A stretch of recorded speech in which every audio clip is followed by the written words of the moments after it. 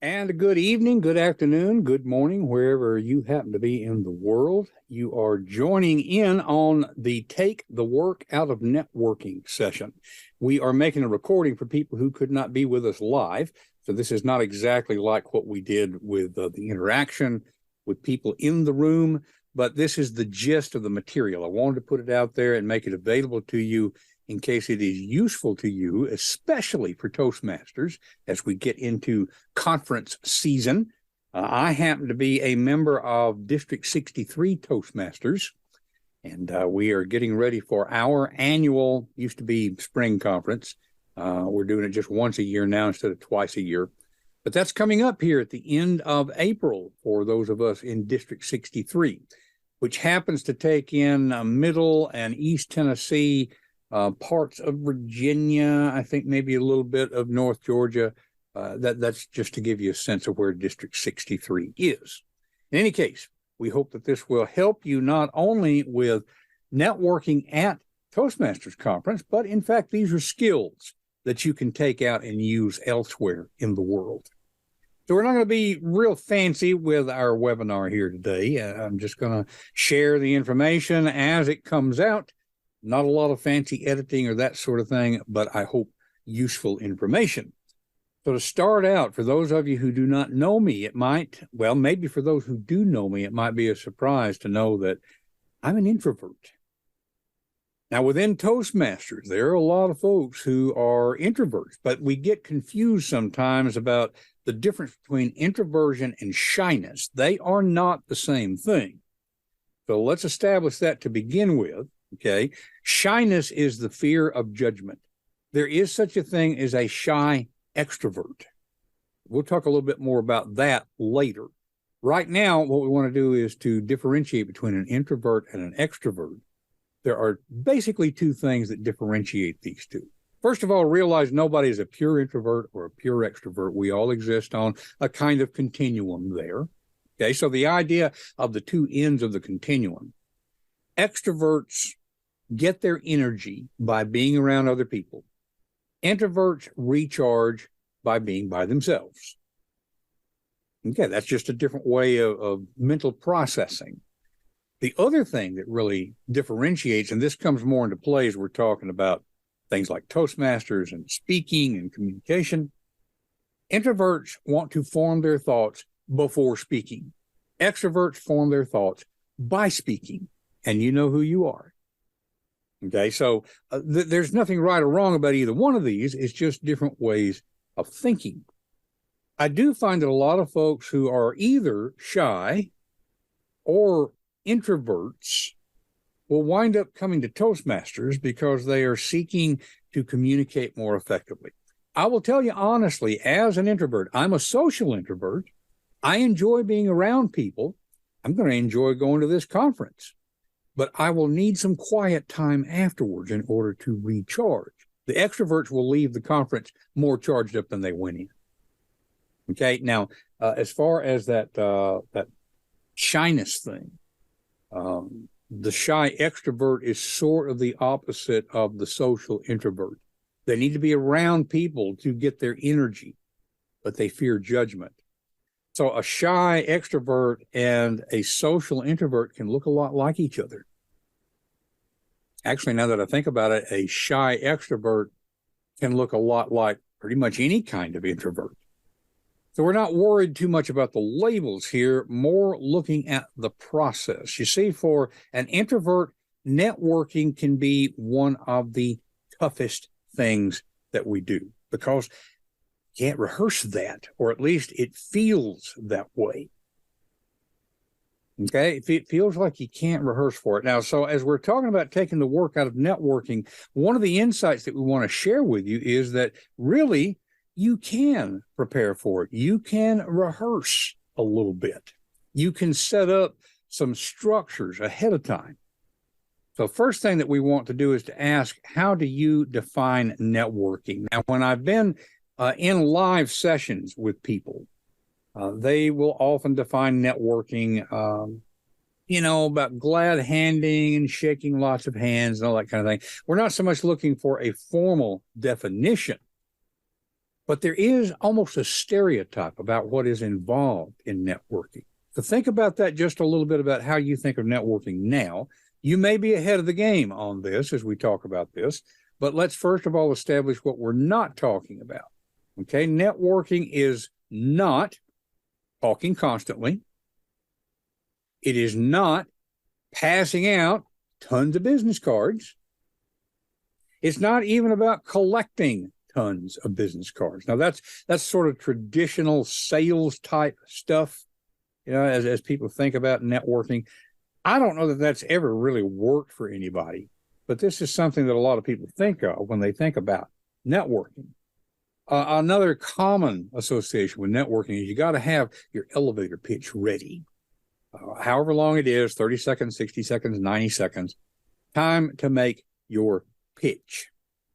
Now, I'm going to reference Bob Berg a lot as we talk about these concepts here today. One of the things I've learned from Bob Berg, and if you don't know Bob, he is the best-selling author of Endless Referrals, the co-author with John David Mann of the Go Giver series of books. I recommend them strongly to you.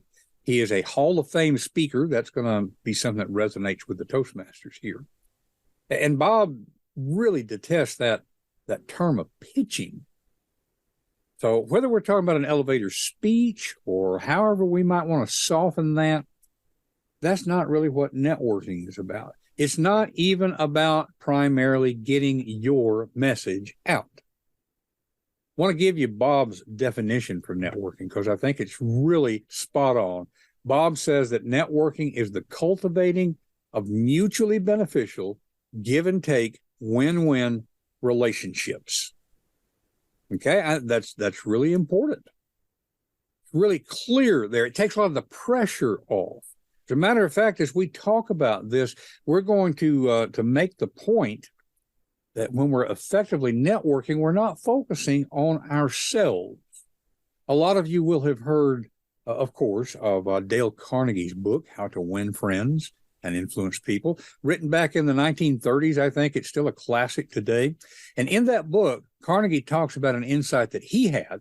He talks about an incident where he was talking with someone at a party, spent, I think he said 40-something minutes talking with this person. And after the conversation was over, the person who happened to be a botanist, the botanist told somebody else that Dale Carnegie was the most interesting conversationalist that he had ever met.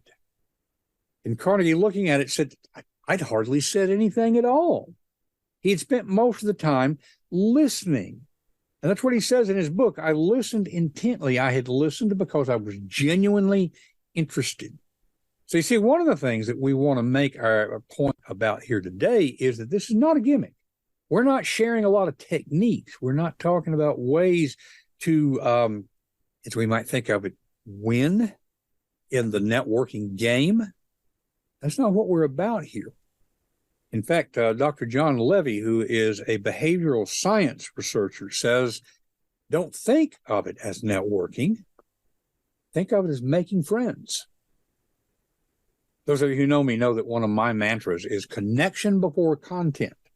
Now, I'm usually talking there about speaking or other types of communication, but it certainly applies right here. Connection before content. It doesn't mean that the content doesn't matter. It means that without the connection, the content won't matter. And that's especially true when we're talking about networking. Networking is more about connection. So now let's focus a little bit here on how to go about the networking, especially as we're looking at going to a conference. It may be the first time you've gone to a conference. It may be that you've gone to conferences before, but you may fall into this same pattern. One of the things I've noticed going to conferences, people have a tendency to see the people they already know, and then they just talk with those people. They sit together at the tables. If you've got more than one person from your own club, your Toastmasters club, you tend to just kind of cluster and sit together. That's a lost opportunity. It's not a bad thing, but it's a lost opportunity. And it's also kind of rough on the people who are there for the first time. So one of the things that I want to encourage you to do, whether we're talking about a Toastmasters conference or really any other conference or meeting or gathering that you would go to, is to look for the new people. Okay? Look for the new people. Looks like maybe I'm sharing something different than I intend to, so I'm going to stop that, and I'm going to start a share again. Let's get the right screen up there. There we are. Okay.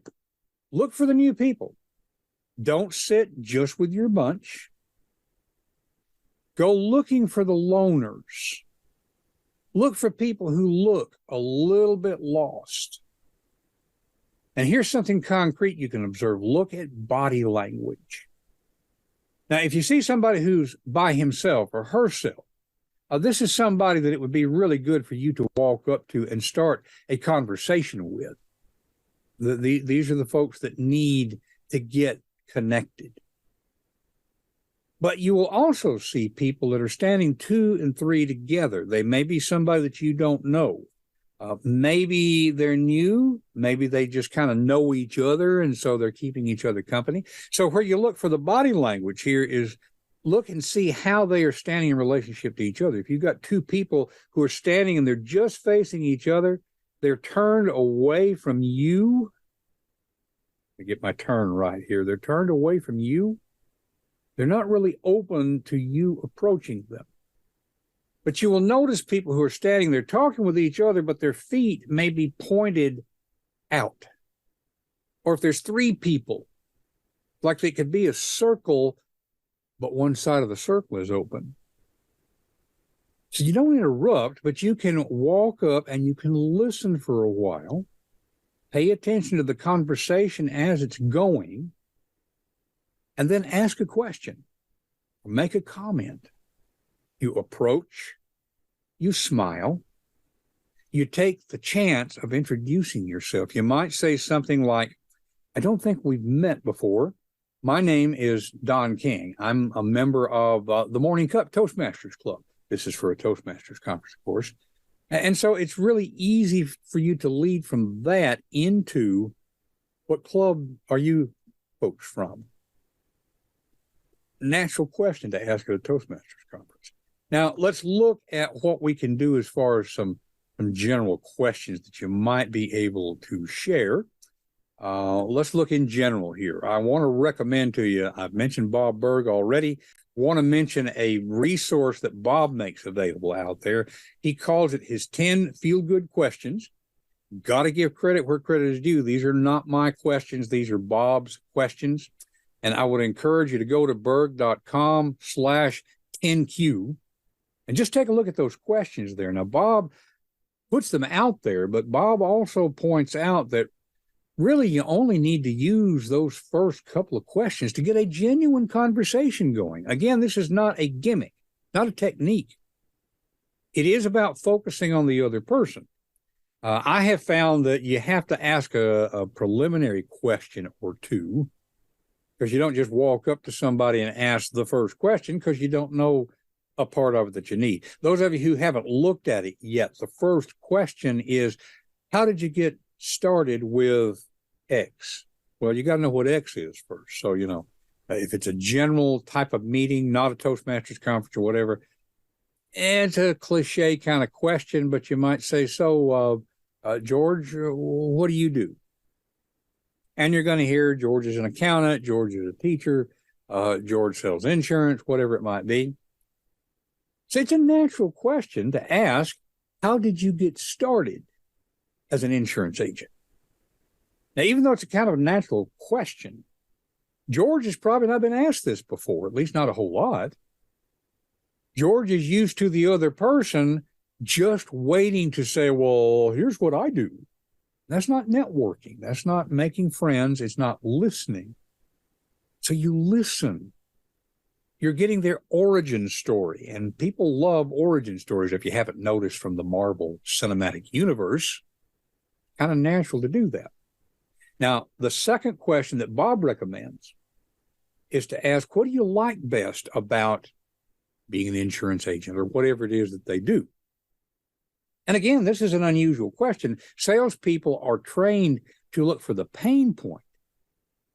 So for salespeople, it's a more natural question to say, well, what frustrates you about being an insurance agent, or, whatever it might be. It changes the tone. It changes the feel when you say, what do you like best about it? So that's a real good way to open any kind of a conversation. And remember what Dale Carnegie said, being a good listener, genuinely listening, makes you a better conversationalist than any amount of talking. It's more important for you to have the questions ahead of time than what you're going to say ahead of time. Now, there are some other questions that I have found that are kind of natural for especially more social kind of situation. What brings you here today? How do you know whoever the host is? You're looking for connections, you see. Sometimes you might go a little different direction. You might say, we're assuming right now that you're not at a Toastmasters conference, you're somewhere else, but you can say, happens I'm a member of Toastmasters, and we learn to kind of ask interesting questions. And so I've got a question for you. If your house were to burn down and you only had time to grab 3 items, what 3 items would you grab? Now, Toastmasters will recognize this as being a table topics type question. Yes, table topics is valuable to us as Toastmasters because we learn to think on our feet. But you may not realize that serving as the topics master develops a skill set as well. It helps you to come up with original questions to ask that can help a conversation along, so that you're not left with just saying, hey, boy, can you believe how much rain we've had? And the other kind of stuff that people have a tendency to ask. Okay, you can come up with those original questions. Now, let's think a little bit about the questions that we might more profitably look at with a Toastmasters conference. Is this your first Toastmasters conference? There are a lot of Toastmasters out there, but then relatively few go to the conferences. So there's a good chance that somebody you're talking with, especially if it's somebody you don't already know, is new to this whole conferencing thing. Is this your first time being at a conference? What brings you to the conference? I'm not doubting that you should be here. I'm glad you're here, but I'm curious, how long have you been a Toastmaster? Now, let me emphasize here generally that you are not in the role of the interrogator. You're not just asking these questions one right after the other. You're asking a question. You are listening. You are responding because they're going to be responding to you. Okay, but what do you find to be the best thing about Toastmasters? How did you get started in Toastmasters? Do you see that those are kind of similar to those first 2 questions of Bob's 10 feel-good questions? This is adapting to the situation, you see. So these are questions that work really well at a Toastmasters conference. But here are some general guidelines about interacting with people like this. You want to use the person's name. You did get their name to begin with, right? Okay. We said that you don't want to just be interrogating. And because of that, you're going to respond briefly to their questions. Now, when I say respond briefly to their questions, the idea here is to keep the focus on them. You're not trying to hide. In fact, there is an area of communication studies that's called self-disclosure. This is how we build trust with the other person. I'm going to mention Bob Berg again. I think Bob actually originated this phrase that most of us in business have heard. That is that we like to do business with people we know, like, and trust. Okay, that's a great insight from Bob. He may or may not have originated that, but he's certainly the one that I learned it from.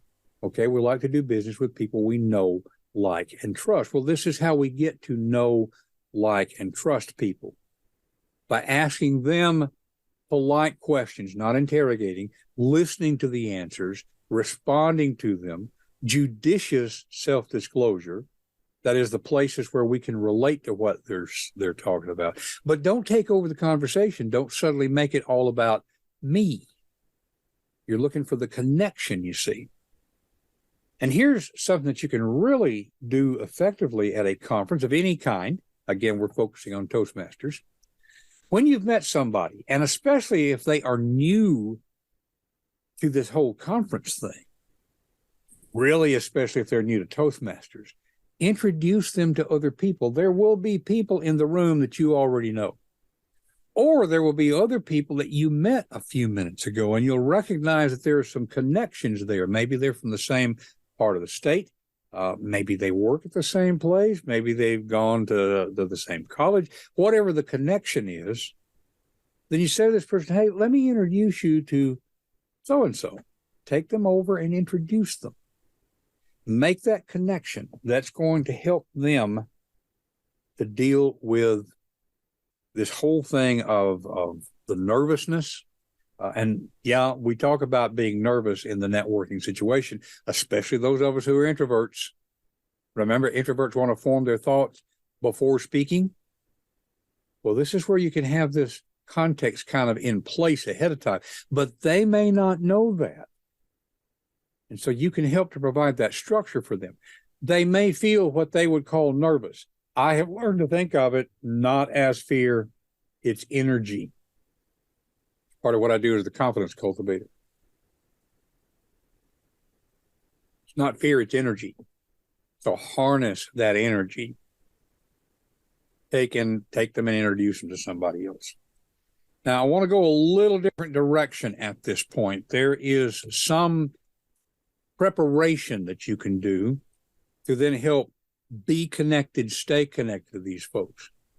After all, it's not just a matter of having a conversation now. The idea is to build your network. And remember that networking is the cultivating of mutually beneficial, give and take, win-win relationships. It may or may not lead to business, but it's one of the real treasures that can come out of going to conferences is meeting people who have this common interest in Toastmasters.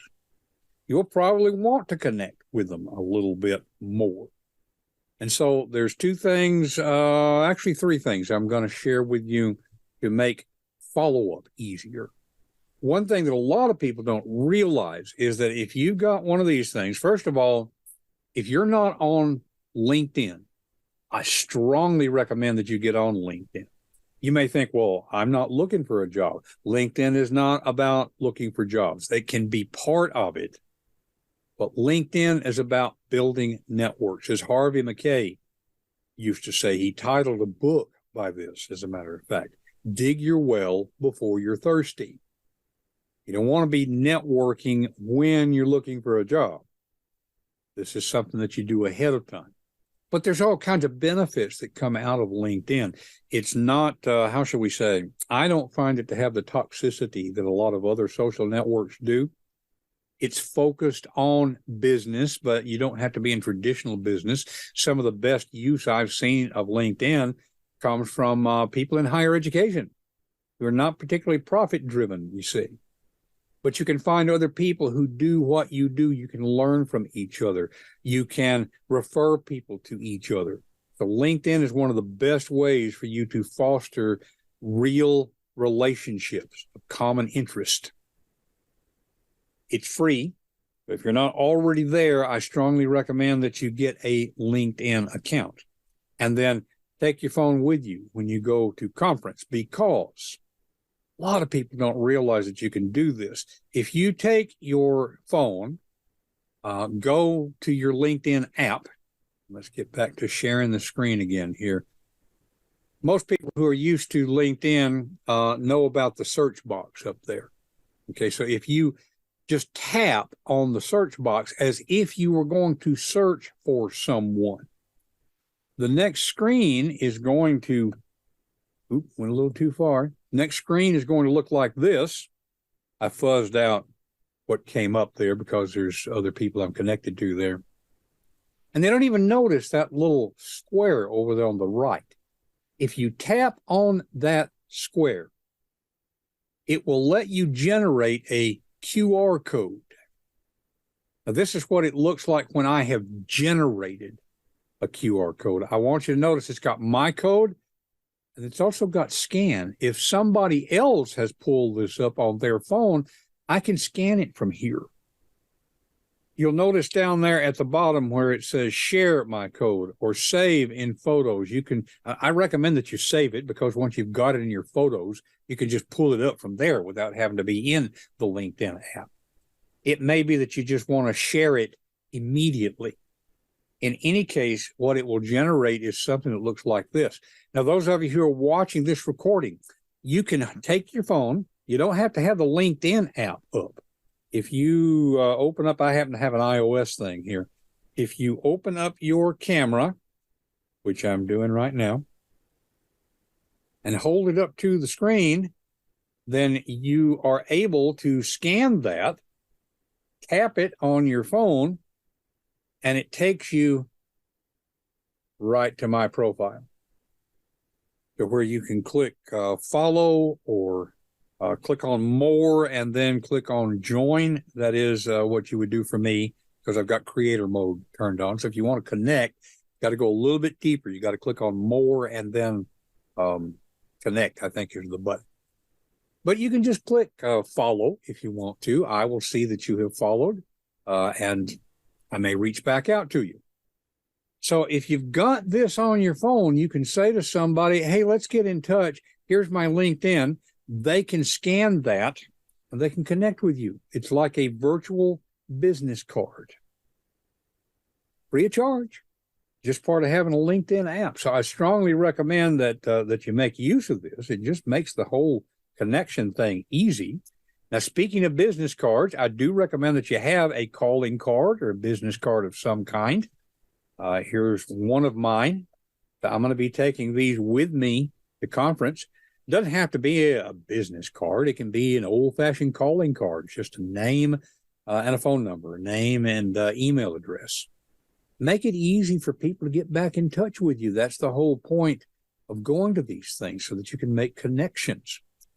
If you don't know, business cards are cheap, and people don't use them like they used to because of these things, you see. But it's really easy to be prepared with this. Now, what I would do if I wanted to get back in touch with somebody, I would not just give them the card. I'm going to turn it over, and on the back, I'm going to write Toastmasters District 63, 2023. Because if they then throw that business card in a drawer somewhere, they come across it 6 months later, they're not going to remember who I am, why we connected. But if they turn it over and they see on the back that information, oh, yeah, we met at the Toastmasters conference. Okay, make it easy for people to follow you like that. In fact, there is yet another low-tech option. Now, this business card thing is low-tech. This is even lower tech. Just say to them, I'd like to talk to you more about whatever it is. You know, if they've been talking about their career in minor league baseball, if they've been talking about growing up on the farm in West Tennessee, which is where I grew up, you know, that area. Okay, I'd like to talk with you some more about that. How could I get in touch with you later? And if you've established this connection, they'll give you a phone number. They will give you an email address. Take a little notebook with you. Jot those things down. And then after the conference is over, make sure you reach back out to those folks. Hey, remember we met at the Toastmasters District 63 conference. We were talking about XYZ. I'm really interested in learning a little bit more. Okay, that's low tech, and that is easy. But then it means that the connection is not lost. Now, I'm going to be the old timer here a little bit. I'm pretty sure that when I first got into Toastmasters, which was years ago, it was 2002, I believe, when I joined Toastmasters. I think we had a directory back then of District 63 members. So if I wanted to reconnect with somebody, I could go and look them up, give them a phone call, drop them an email. I think we had email back then. Anyway, I could get back in touch. I think these days everybody is so worried about privacy, and I understand where that comes from. I'm not diminishing that. Okay, but last time I tried to find somebody that I've known for several years in Toastmasters, but I didn't have contact information for them. I tried to find their email address. Couldn't find it anywhere. It wasn't on the District 63 site. Couldn't find any place where I could request it. couldn't remember for sure what club they were with. I had to ask one of my friends that I knew was involved in division governance. I said, hey, do you know how I can find out this person's contact information? And she had to ask somebody who had to ask somebody. Eventually, I came across it. Just because you've met somebody at conference doesn't mean that you can follow up, you see. So you've got to be proactive in doing that. So to wrap up what we're talking about here today, I want to draw on that West Tennessee thing a little bit. I told you that I grew up in West Tennessee. Now, my family, we were not farmers, okay? But West Tennessee is a highly agricultural area, at least outside of Memphis. So most of my friends were in farming in some fashion. Both of my grandparents farmed or had large gardens or whatever. So I was able to observe this growing up, even though I was not involved in farming directly myself. And so I want to share with you what I would call my my cotton insights for networking. Now, they don't grow a lot of cotton over in West Tennessee these days. It's mostly soybeans, but it was all cotton when I was growing up. And so among the things that I learned about cotton growing up, if I can get the slide to move there. Okay, cotton has a germination rate, 40 to 50%. That means only 40 to 50% of the seeds you plant are going to come up. Now, you plant enough seeds, you know seeds will come up. You just don't know which ones. I also learned if you want a crop in the fall, you have to plant in the spring. I referenced Harvey Mackay a little while ago. I said he put out a whole book with the title, Dig Your Well Before You're Thirsty. You just never know how a connection is going to be useful to you or useful to the other person. Remember, this is about mutually beneficial relationships. There is a gentleman by the name of Drew Bennett, and I don't think Drew would mind me using his name. I met Drew years ago in Toastmasters. He was a member of Speechmasters, which is the advanced Toastmasters club in Knoxville, Tennessee. Drew is an insurance salesperson. Now, he dropped out of Toastmasters after a while, but he and I had connected through Toastmasters. And not too long ago, I needed to make some changes in my health insurance. To be even more clear, I was headed towards retirement. I had questions about Medicare, Medicare Part B, and what kind of policies might be available. And now here's the thing. I called Drew up, and Drew was focused first on service. He wasn't just trying to make a sale. He asked me a lot of questions, and then he said, I got to tell you honestly, because of your unique situation and what you have available to you, you have this option over here that is better than anything that I could provide you with. You really need to take that. Now, folks, he didn't make a sale to me that day. But on the other hand, I have referred at least a half a dozen other people to Drew. Excuse me. Not only am I certain that he has made some money from those referrals, I'm equally certain that the people that I referred to him are happy with what they learned from Drew. I not only helped Drew, I helped my friends because of being able to connect them to Drew Bennett. You never know which seeds will come up. You never know how many will come up. But for sure, if you want to have a crop, you need to plant seeds. Think of this upcoming conference as being your opportunity to plant some seeds. And take these skills outside of Toastmasters. This should become a way of life. Remember, we're taking the work out of networking. In fact, don't even think of it as networking. We are simply making friends. Now, if you would like some follow-up to this, want to share with you that there's more information than what we've got to go over tonight. Got a white paper I can share with you about what I'm calling the capstone question. I want to urge you right now while you're watching this to go to this link, tinyurl.com/ Don, that's Don with two N's, Donn, Capstone Q. Capitalization does matter there, by the way. So capitalize it just as if it were three different words. Mash them all together. Capital D, capital C, capital Q. tinyurl.com/Don Capstone Q. And I'll be glad to share that white paper with you. Just want to make a difference as you continue in your own networking life. If you're not involved in networking because you're just too shy, afraid of judgment, I want to leave you with this thought, especially for Toastmasters. We do Toastmasters because we want to become more effective leaders and more effective communicators to take out there into the world. In other words, we don't do Toastmasters just to do Toastmasters. Some people probably do. But we're using it to practice skills that we need out there. One of those skills is networking. Think of going to conference. Think of talking to new people. Again, I'll go back to that list. We said don't sit with your bunch. Don't ignore the other people in your club. But when it comes lunchtime, consciously sit down at a table where you don't already know the people. Practice those skills. That's what we're here in Toastmasters for. And that's a real benefit that you can take out there into the real world. Again, if you'd like to connect with me, I've got it on the screen here. You can just drop me an email at don@donaldking.com, DONNELLKING.com. Reach out on LinkedIn, and I'd be glad to talk with you further.